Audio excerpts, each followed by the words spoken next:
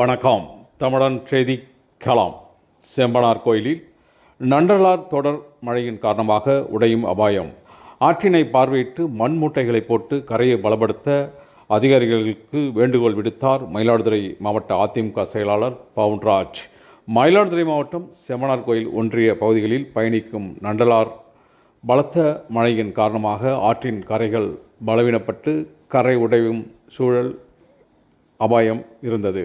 இந்த தகவலை அறிந்த மயிலாடுதுறை மாவட்ட அதிமுக செயலாளர் முன்னாள் சட்டமன்ற உறுப்பினருமான பவுன்ராஜ் நண்டலாறு கரைகளை பார்வையிட்டு பொதுப்பணித்துறை அதிகாரிகளை தொடர்பு கொண்டு கரைகளை மண்மூட்டைகளை போட்டு பலப்படுத்தி கரையை சுற்றி இருக்கக்கூடிய சுமார் 380 ஏக்கர் விளைநிலங்களையும் மேலும் அதனை சுற்றி இருக்கக்கூடிய ஏழை எளிய மக்கள் வசிக்கும் கிராமங்களையும் பாதுகாக்க வலியுறுத்தினார்.